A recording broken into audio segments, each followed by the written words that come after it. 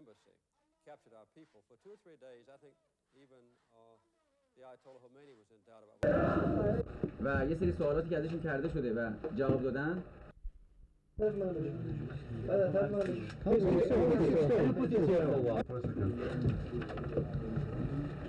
Here was not an embassy. It was a CIA center.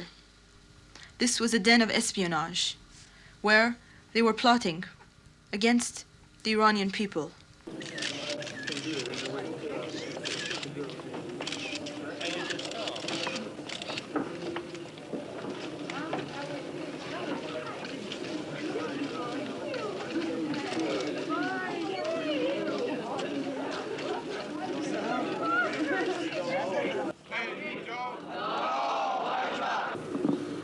My name is Joan Walsh, W-A-L-S-H.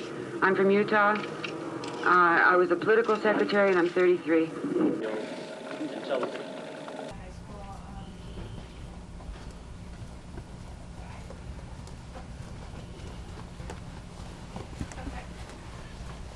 The hostage crisis convulsed both capitals, and Washington and Tehran would never be the same afterwards. I think, unfortunately, Iran learned the lesson that terrorism works, that seizing hostages allowed it to manipulate its own internal political processes and allowed Ayatollah Khomeini's Islamist radicals to consolidate a stranglehold over Iranian politics.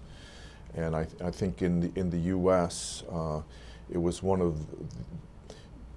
for the U.S., the hostage crisis was the first brush up against radical Islamism and the use of terrorism against Americans.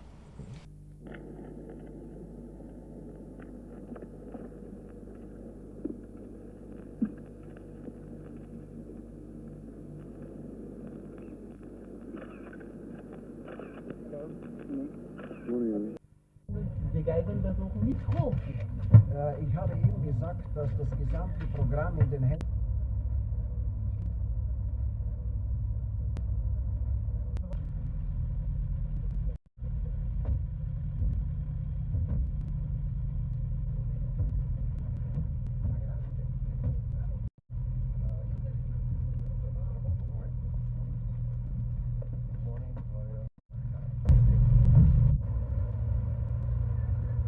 One of the conditions that prevented a quick conclusion of the hostage crisis is still prevalent in Iran today, and that is the existence of rival power structures jockeying for power within Iran.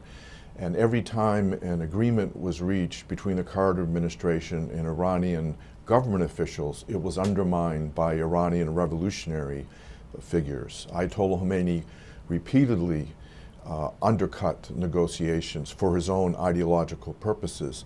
And I think we see the supreme leader, Ali Khamenei, doing that today with the Iran nuclear negotiations.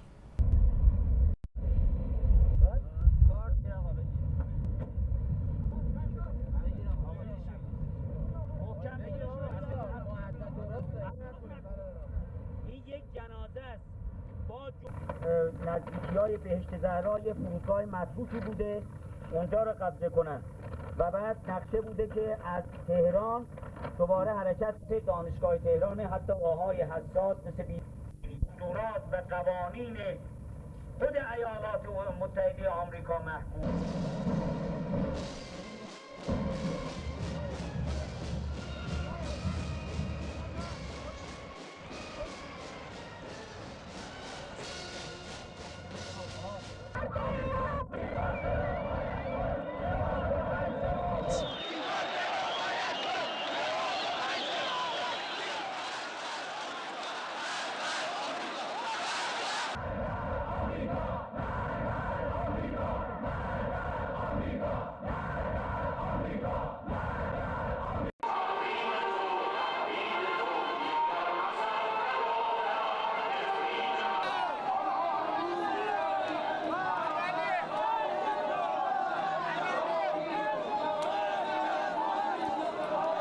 The U.S. and Iran remain ideological enemies, although there is not that much recognition in Washington of the fact. But Ayatollah Khamenei still calls the U.S. the Great Satan, and he still fears improved relations with the U.S. because he sees American values as a threat to the pure Islam that he wants for young Iranians.